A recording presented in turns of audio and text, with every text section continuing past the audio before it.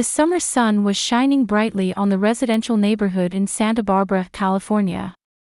Amy Roberts sat on her porch, gently resting her hand on her swollen belly with a peaceful smile.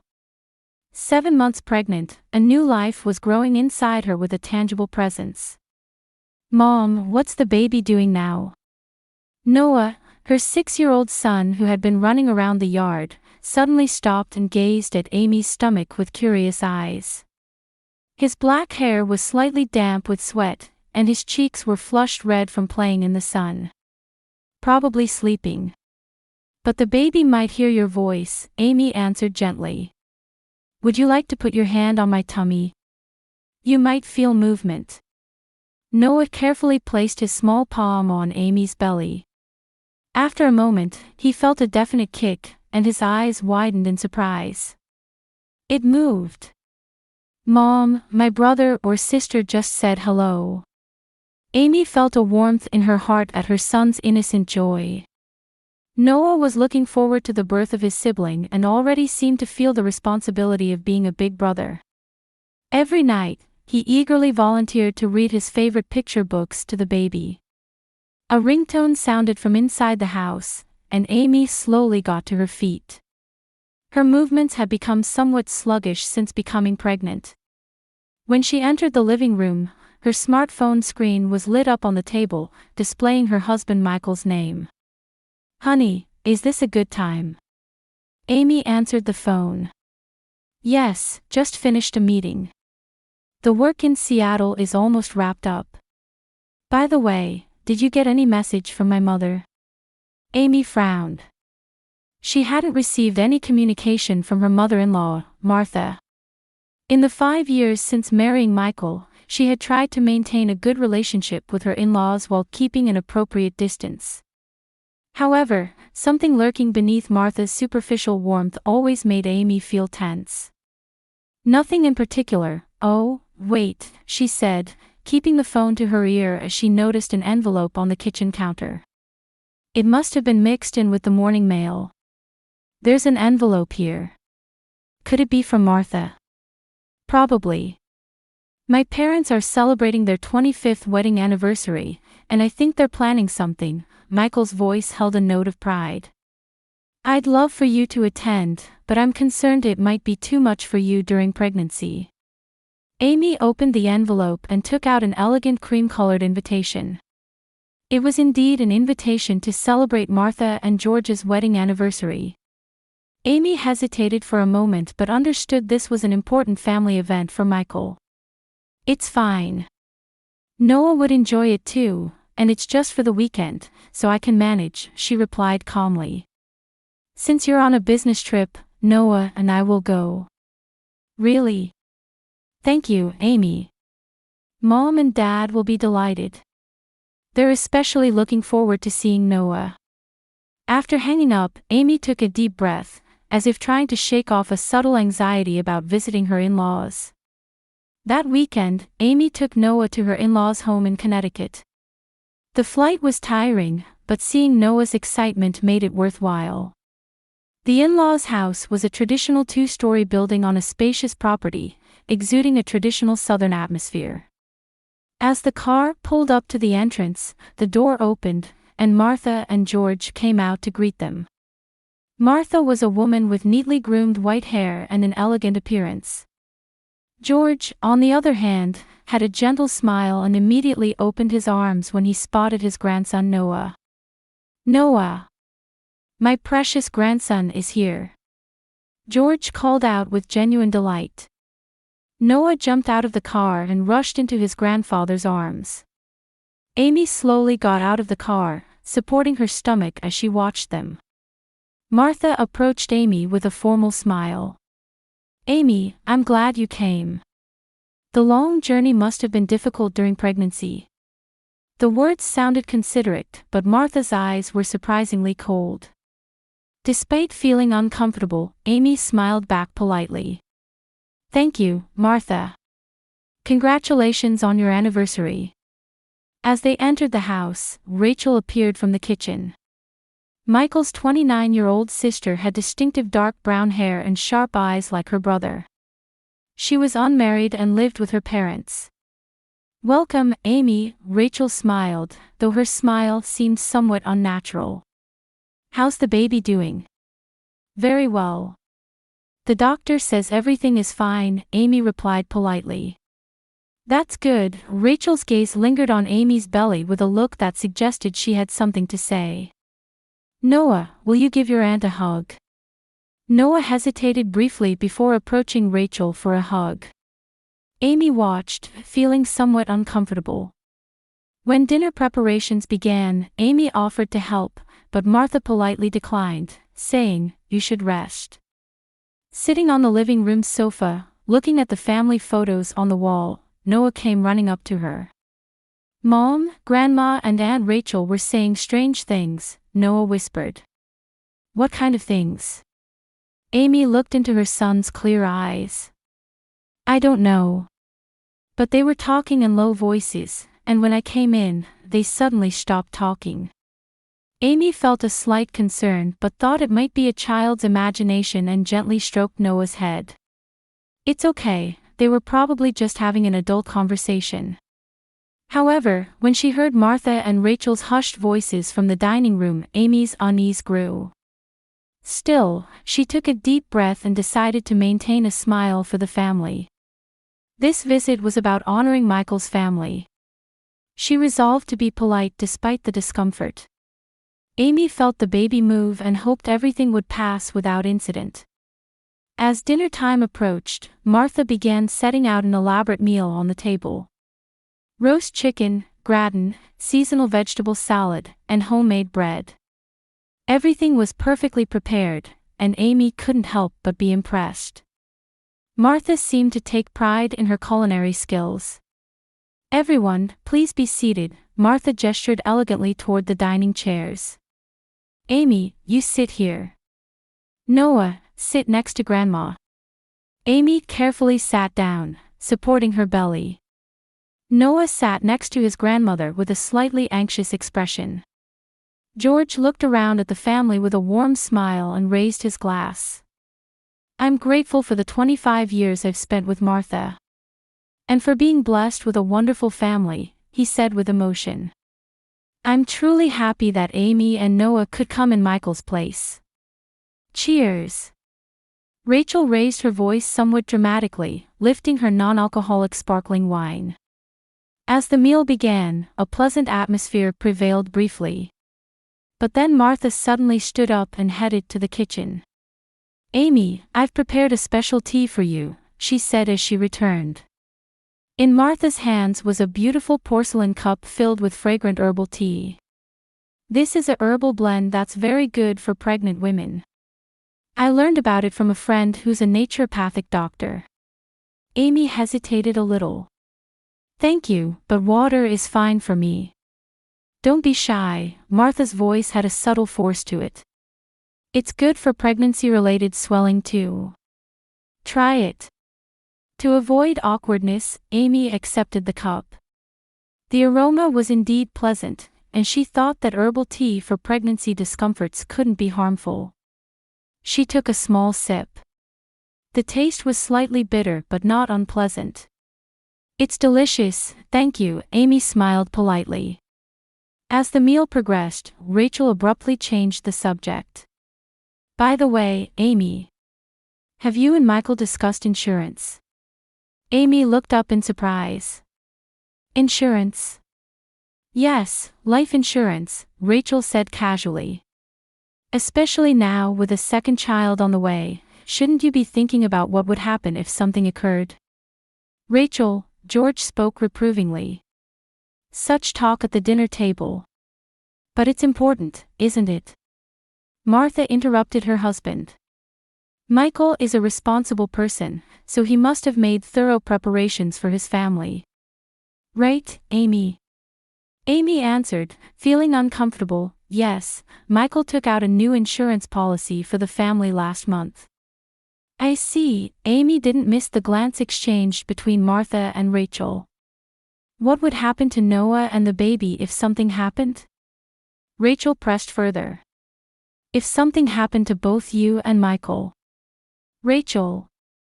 George raised his voice. That's enough. Amy took another sip of the herbal tea, trying to distract herself from the unpleasant conversation. However, she noticed her vision beginning to blur. She felt as if the room was spinning slightly, and her body felt heavy. Amy, are you all right? George's voice seemed to come from far away. I feel dizzy, Amy managed to say. The teacup slipped from her hand, creating a brown stain on the tablecloth. Mom. Noah's voice was filled with fear. Mom, what's wrong? Amy tried to stand up but couldn't find the strength in her legs. She slid from her chair and collapsed on the floor. Instinctively, she tried to protect her belly with both hands, worried about the baby. Mom! Noah screamed in terror, rushing to Amy's side. As consciousness slipped away, Amy felt something was off about Martha and Rachel's reactions. They didn't seem to be panicking or rushing to help. Rather, they appeared to be calmly observing the situation. Ambulance. Amy whispered weakly. The baby. She saw George hurrying toward the phone. But she also vaguely noticed Martha grabbing her husband's arm. Don't panic, she's probably just tired. But, Martha. The last thing Amy heard was the sound of a doorbell from the neighboring house. Then she lost consciousness completely. When she next opened her eyes, Amy was looking up at an unfamiliar ceiling. White ceiling, the smell of disinfectant, and the regular beeping of machines. It didn't take long to understand she was in a hospital. Mom. Responding to the small voice, Amy turned her face sideways. There sat Noah with red, swollen eyes. His expression mixed fear and relief. Noah. Amy forced out a voice from her dry throat. It's okay. Mom. I was so scared. Noah said in a trembling voice. You fell on the floor and didn't move. He continued, nearly crying. Grandma and Aunt Rachel were strange. They didn't try to help. Just as Amy was trying to understand the meaning of Noah's words, the hospital room door opened. A doctor in a white coat and a police officer in uniform entered. Mrs. Roberts, the doctor approached carefully. I'm glad you've regained consciousness. You and your baby are stable. Amy felt relieved, but she questioned the police officer's presence. What happened? After the doctor and police officer exchanged glances, the doctor said quietly, Mrs. Roberts, please stay calm as you listen. The tone of his voice made Amy's heart beat faster. A dangerous amount of arsenic was detected in your body. Upon hearing those words, Amy's entire body felt ice cold. She began to tremble with fear, instinctively placing her hand on her stomach. Someone had tried to kill her and her baby. That terrifying truth was etched into her heart. Arsenic. Amy repeated in disbelief. Why in my body? The police officer stepped forward, opening a notebook. Mrs. Roberts, I'm Detective Brown. If you're up to it, could you tell us what you remember? Amy took a deep breath, trying to calm herself. She looked at Noah and smiled to reassure him that he shouldn't be afraid. Noah, could you wait in the hallway for a little while? No, I don't want to leave you, Noah shook his head firmly. The doctor gently intervened. There's juice and cookies at the nurse's station. How about taking a short break and then coming back to Mom? Noah hesitated but seemed reassured by the doctor's warm eyes and nodded quietly. I'll be right back, Mom. After Noah left the room with a nurse, Amy began to trace her memories. I was having dinner at my in-laws' home. My mother-in-law Martha gave me herbal tea that she said was good for pregnant women. Her voice trembled. After drinking it, I felt dizzy, and the next thing I knew, I woke up here. Did you see who prepared the herbal tea? Detective Brown asked calmly. Martha. She brought it from the kitchen. Was there anything else that concerned you? Conversations or family behavior? Amy furrowed her brow. During the meal, my sister-in-law Rachel suddenly started talking about life insurance. She knew about the policy my husband Michael had recently taken out. She stumbled over her words. She used phrases like, if something were to happen. The two detectives exchanged glances. Mrs. Roberts, we actually received a call from a neighbor, right after you collapsed. Amy's eyes widened in surprise. A neighbor. The Jennings couple. They noticed something amiss through the window and came to check. The front door was open, so they entered and found you collapsed on the floor with your child crying out, the female detective explained. Sensing something unnatural about the situation, the couple called an ambulance and notified the police. But my father-in-law George was trying to call an ambulance too, Amy said in confusion. We're investigating that as well, Detective Brown's expression hardened. According to Mrs. Jennings, Martha and Rachel insisted that she just fainted from pregnancy-related anemia and were reluctant to call an ambulance. A chill ran down Amy's spine. She instinctively placed her hand on her stomach. Is the baby okay? The doctor smiled reassuringly. Your child is safe. The fetal heartbeat is normal, and no abnormalities have been detected. Fortunately, thanks to the Jennings' quick response, we were able to treat the arsenic you were given before it reached a fatal dose. Amy sighed with relief but was immediately gripped by another fear. Michael, has my husband been contacted? We've already contacted him, the female detective replied.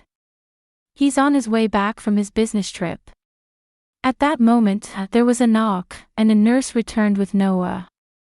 Amy smiled at her son, but shadows of fear remained on his face.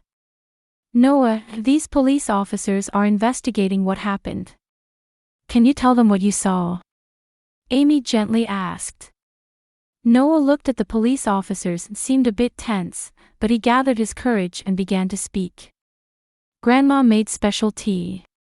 But she gave Mom different tea from everyone else. Different tea. Detective Brown knelt to meet Noah's eye level. Why do you think it was different? Because after she poured tea into everyone's cups from the teapot, she brought Mom's cup from somewhere else, Noah explained with a serious expression. And also... He hesitated. It's okay, Noah. You can say anything, Amy encouraged her son. I saw Grandma and Aunt Rachel putting white powder in Mom's cup when they were in the kitchen, Noah's voice grew smaller. They said, this will make everything go according to plan. The police officers exchanged glances and asked Noah for more details. He also told them that before dinner, he had overheard Martha and Rachel whispering words like, insurance money, and, all ours.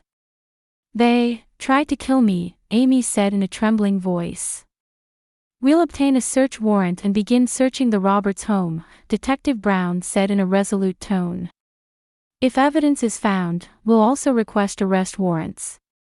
Late that night, the hospital room door burst open, and Michael rushed in, out of breath. Fatigue and anxiety were etched on his face. Amy. He hurried to her bedside, tried to embrace her, but suddenly stopped. The baby. We're both fine, Amy reached out and took Michael's hand. Thanks to Noah's courage and the neighbors' quick thinking. Michael pulled Noah, who was sitting beside the bed, close. You did well, Noah. You were truly brave. I was so scared when Mom collapsed. Noah buried his face in his father's chest. A look of agony crossed Michael's face. When I got the call from the police, I couldn't believe it, that my mother and sister. At that moment, the door opened again, and Detective Brown entered. His expression showed determination. Mr. Roberts, Martha and Rachel Roberts have been arrested, he announced matter-of-factly. During the search of the home, we found arsenic and documents relating to your and your wife's life insurance policies. We also confirmed search history on Rachel's computer regarding the effects of poisons and detection methods. Michael was at a loss for words, simply holding his head in his hands. Amy placed her hand on her husband's shoulder and said quietly, "It's not your fault. Before the trial begins, we'll need formal statements from both of you," the detective continued. "You both need rest, but there's sufficient evidence. It's almost certain they'll be found guilty." As silence enveloped the room, the light of dawn was gradually spreading outside the window. The night of terror was breaking, and a new day was beginning. Amy felt the baby moving inside her as she looked at Noah and Michael. Her family had overcome the worst ordeal and was still here. For now, that was enough. On the day of her discharge, Amy looked up at the blue sky visible from the hospital window. The 3-day hospital stay had been short, but it felt like an eternity to her. The doctors had carefully observed her and the fetus's condition and fortunately concluded that neither had suffered serious effects. "Ready?" Michael entered the hospital room. Dark circles of fatigue remained under his eyes, but his smile was gentle. "Yes, I want to go home," Amy nodded slightly. She picked up the small bag placed on the bed and slowly stood up. Feeling the baby moving energetically, she sighed with relief. In the hallway, Noah was waiting with a social worker. The shadow of the first day's terror remained on her son's face, but it brightened when he saw his father. "Dad! Mom! Can we go home now?" "Yes, everything's okay now," Michael picked Noah up. "Let's go home." After completing the discharge procedures, as they were heading toward the elevator, their attending physician caught up with them. "Mrs. Roberts, one more thing," he held out an envelope. "This is a list of psychological counselors. Both you and your child may be experiencing trauma from this incident. Please don't hesitate to contact someone if you feel it's necessary." Amy accepted the envelope with gratitude. "Thank you, Doctor. Really, for helping us. You should be grateful for your own strength, your son's courage, and your good fortune," the doctor replied sincerely. Without the Jennings' quick action, the outcome might have been different. In the car driven by Michael, Amy silently gazed at the scenery outside the window. The journey from the hospital to their suburban apartment usually took about 30 minutes, but today it felt like forever. "Michael." She finally spoke. "Can we stay at a hotel? Just for a while?" Michael nodded understandingly. "I've already made reservations. We'll just pick up some belongings and then move to another location right away." Upon arriving home, Amy paused at the entrance. This house had been a safe haven for her, but now anxiety crossed her mind. Michael gently took her hand, giving her strength. "It's okay, I'm here with you."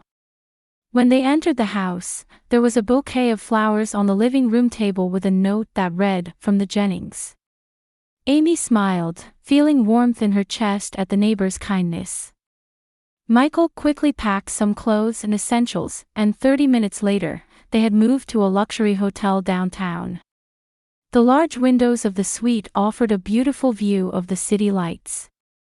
Noah was initially excited about the new environment, but after dinner, he suddenly became quiet.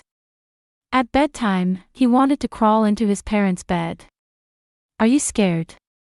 Amy asked, gently stroking her son's hair. "Yes." Noah answered in a small voice.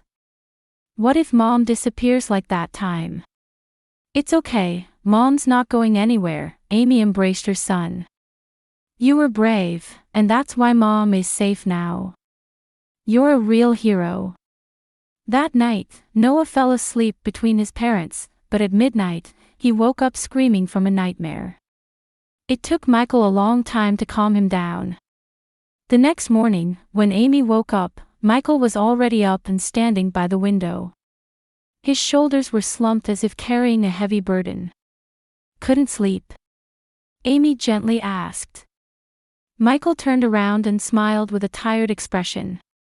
"A little." I was thinking.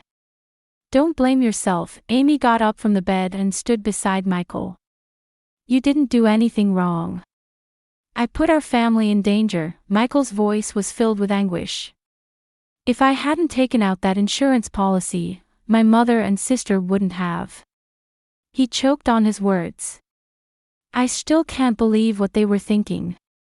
Amy placed her hand on her husband's cheek. You were just trying to protect us. Who could have predicted something like this? That afternoon, they visited the counselor recommended by the doctor. Dr. Julia Morrison was a warm woman in her 50s, specializing in children who had experienced trauma. Noah, come this way. Dr. Morrison guided Noah to a room with toys. You can play with these lovely toys while I talk with your mom and dad. While Noah played with a play therapist, Dr. Morrison faced Amy and Michael. Situations like this leave unimaginable mental scars, she said quietly. Especially betrayal from trusted family members can create the deepest wounds. I'm worried about Noah. Amy didn't hide her concern. He cries at night and doesn't want to leave my side. That's a natural reaction, Dr. Morrison explained. He experienced the fear of losing his mother. And he witnessed his grandmother, whom he trusted, trying to harm her. His worldview has been shaken to its core.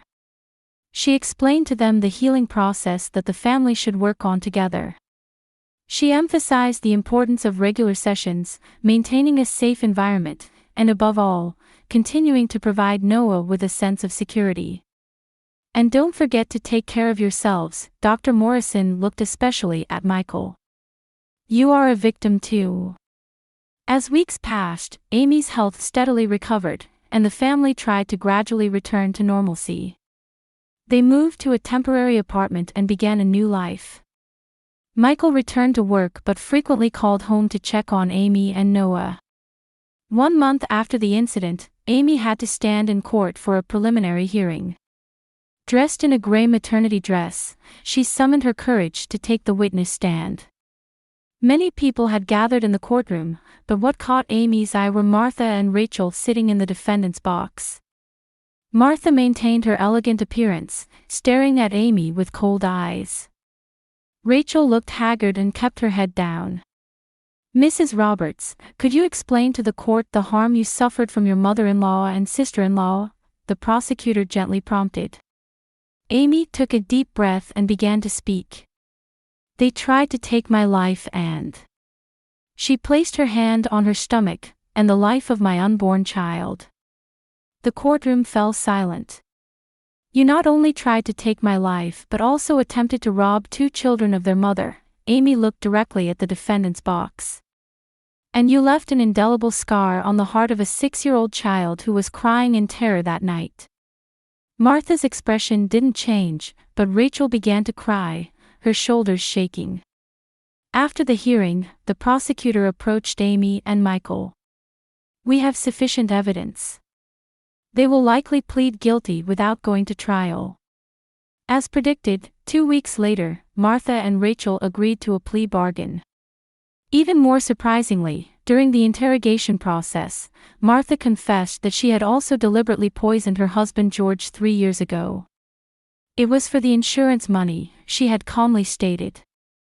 Newspapers and news outlets covered the case extensively, sensationally reporting it as the poisoning grandma. Michael kept his distance from the press, focusing on protecting his family. On the day the sentence was pronounced, Amy and Michael appeared in court. Martha was sentenced to life imprisonment for attempted first-degree murder and the past murder of her husband. Rachel received a 15-year sentence for conspiracy. As they left the courtroom, Rachel turned toward Amy and mouthed, "I'm sorry." However, Amy's expression remained unchanged as she took her husband's arm and walked out. Forgiveness had not yet been granted. Returning home, Amy lay on the sofa, exhausted. Michael brewed tea for her and gently offered it. "How's Noah?" Amy asked worriedly. "He's at the park with the babysitter," Michael replied. "He's getting better little by little." "We are too, little by little," Amy said quietly. Michael sat next to his wife and took her hand. "The nightmare is over," he said gently. "Let's look forward and move on." Amy nodded and looked up at the sky outside the window. A faint rainbow was visible in the blue sky after the rain. To her, it seemed like a symbol of a new beginning. Feeling the baby moving energetically in her belly, Amy smiled genuinely for the first time. 2 years later. The soft spring sunlight streamed through the windows, warming the living room. Amy watched the children playing in the garden with a gentle smile. 8-year-old Noah was facing his 1.5-year-old sister Emma on the lawn, gently rolling a ball to her. Little Emma laughed as she clumsily chased after the ball. 2 years since that terrifying event. Emma's birth had brought new hope and joy to the family. The healthy baby girl had a bright and active personality and especially adored her big brother Noah. "I brought coffee." Michael came out to the porch with 2 mugs. He sat next to his wife, watching the children in the garden. "I can't believe Noah has become such a kind big brother." "Yes," Amy took her husband's hand. "He's grown so much since that day." The after effects of the incident didn't disappear easily. Noah's counseling continued for over a year, and it took time before he could sleep peacefully. Michael also continued attending family therapy, confronting the deep wound of betrayal by his mother and sister. However, time was indeed bringing healing. They had purchased a new home, and Amy had begun volunteering at an NPO supporting victims of domestic violence and poisoning, alongside raising her children. She hoped her experience could support others in similar situations. "I received a letter from Rachel," Amy said quietly. Michael's expression darkened. "What did it say?" "She's in a rehabilitation program and deeply regrets what she did." Amy took a sip of coffee. "She seems to blame herself for not being able to escape her mother's influence." "Do you believe her?" "I don't know," Amy answered honestly. "But I think continuing to harbor hatred only consumes us." The children's laughter could be heard from the garden. Emma had successfully thrown the ball back for the first time, and Noah was praising her joyfully. "What about Martha?"